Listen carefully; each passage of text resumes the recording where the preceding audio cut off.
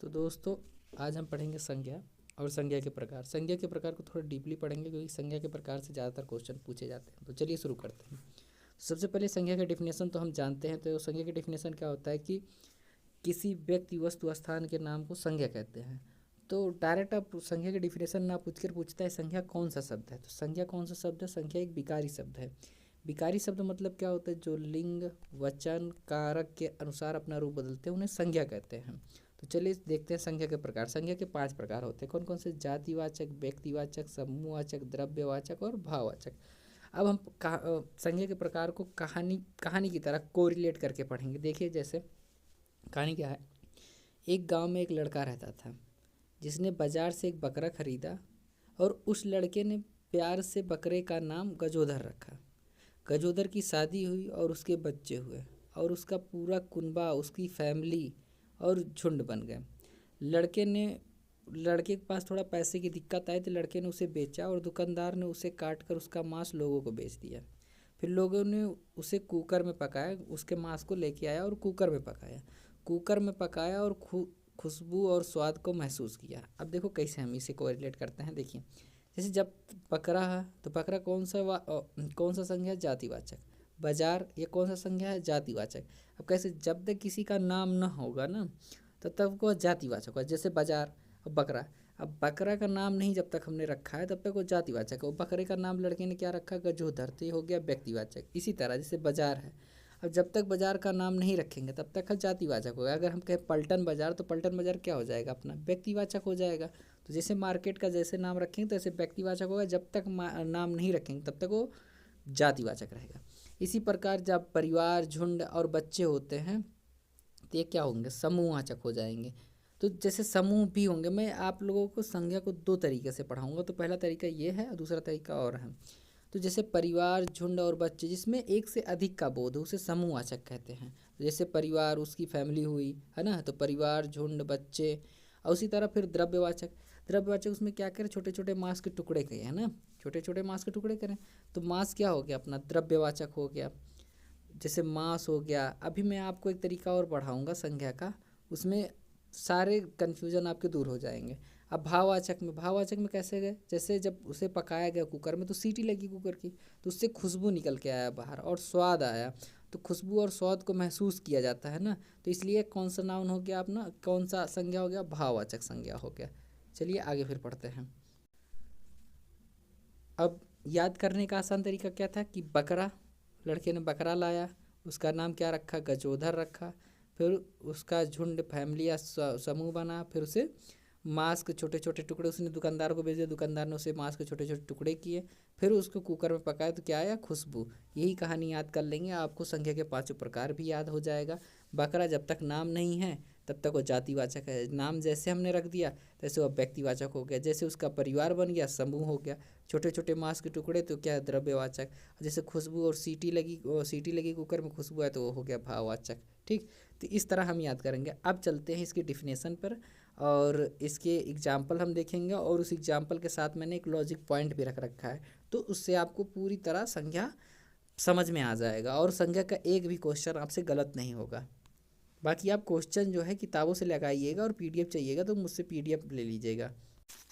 तो चलिए देखते हैं हम ना संज्ञा के उदाहरण और प्रकार। अब देखिए, जैसे जातिवाचक संज्ञा है।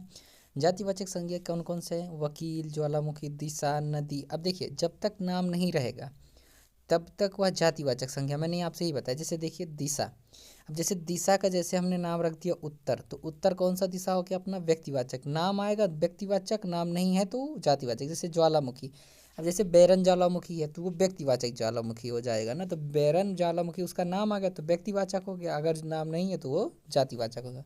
जैसे नदी, तो जैसे हमारी गंगा मैया है तो नदी जब तक नाम नहीं है तब तक जातिवाचक। जैसे हमने गंगा बोल दिया तो ऐसे ये क्या हो गया?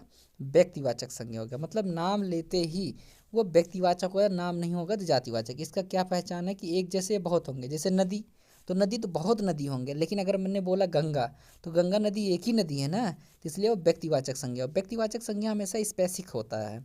ठीक, तो जैसे राजपाल, अगर राजपाल का नाम ले लिया तो व्यक्तिवाचक। हाथी हो गया, पीएम हो गया, जैसे पीएम अपने मोदी जी हैं तो मोदी जी का नाम लिया तो ये व्यक्तिवाचक संज्ञा हो, जब तक नाम नहीं लिया तब तक जातिवाचक संज्ञा। पीएम, सीएम, जंगल, देश, नगर, पहाड़ अब जैसे अपना हिमालय है, तो हिमालय का हमने नाम लिया हिमालय, तो ये व्यक्तिवाचक संज्ञा होगा। नाम नहीं लिए तब तक ये जातिवाचक संज्ञा है ना। जैसे अगर पहाड़ है तब तक ये जातिवाचक, जैसे पहाड़ का नाम हमने हिमालय लिया था तब ये व्यक्तिवाचक संज्ञा हो जाएगा।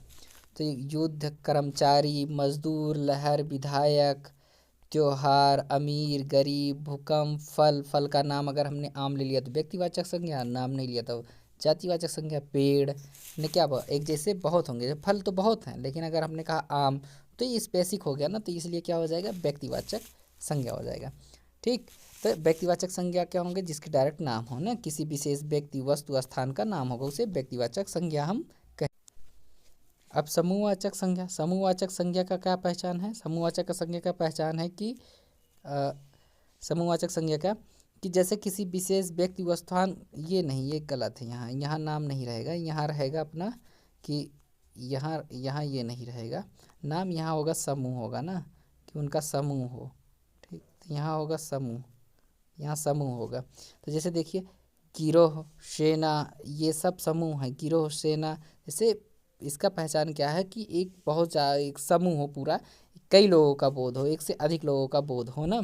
तो जैसे गिरोह में कई लोग होते हैं, जैसे सेना में कई सेना हो, सिपाही कई सिपाहियों से मिलकर तो सेना बनता है, इसलिए हम सेना को क्या कहते हैं, समूह। जैसे मंत्रिपरिषद, जितने नेता हैं वो, जब नेताओं का समूह होता है वो बैठते हैं, जिसे उसे मंत्री पढ़ते हैं। जैसे पुस्तकालय, अब पुस्तकालय में क्या है कि जब पुस्तकों को रखा जाता है, कई सारे पुस्तकों को रखा जाता है, उसे पुस्तकालय कहा जाता है, इसलिए वो समूहवाचक होगा। मंडल, भीड़, गुच्छा, सभा, जनता, मतलब जहाँ कई चीज़ों कई वस्तुओं का बोध हो, है ना।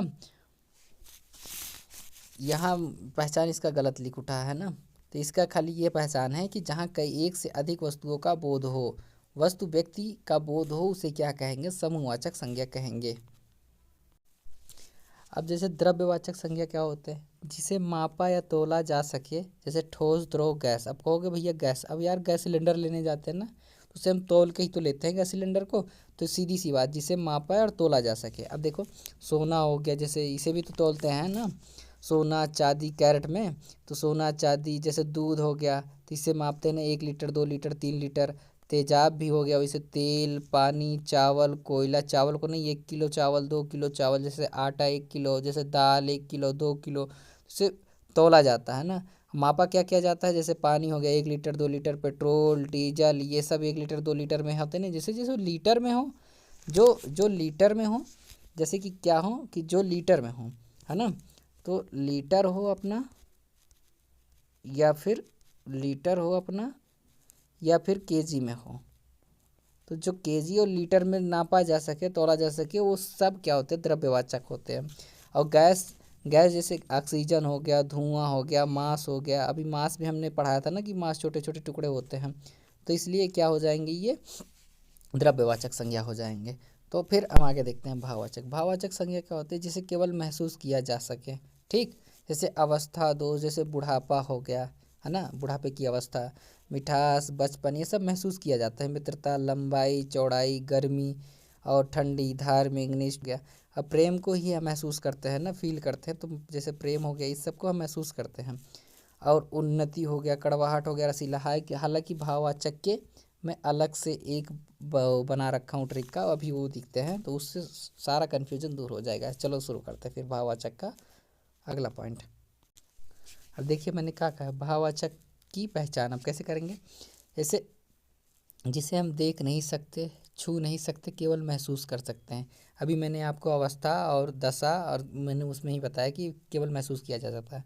और भाववाचक का निर्माण कितने प्रकार से होता है, 5 प्रकार से होता है। जातिवाचक संज्ञा से, सर्वनाम से, क्रिया से, अव्यय से, विशेषण से। केवल याद कर लीजिए, आपसे कभी कभी पूछ लेता है कि भाववाचक संज्ञा का निर्माण कितने प्रकार से होता है, तो 5 प्रकार से होता है। अब भाववाचक संज्ञा की पहचान ये तो मैं दूसरी और तीसरी बार बता रहा शायद। तो संज्ञा के अंत में अक्सर जो प्रत्यय लगे होते हैं, जैसे पन, त्वा, वट, आहट, त्वा, और एक होता है वन। क्या होता है एक वन होता है। ठीक, तो जैसे बचपन, पुनत्व या पुरातत्व, फिर बनावट, घबराहट, यौवन, जिनके अंत में ये प्रत्यय लगे होंगे, ये सब भाववाचक संज्ञा होंगे। बस यही याद कर लीजिएगा आप लोग, बाकी आपका ये संज्ञा खत्म होता है।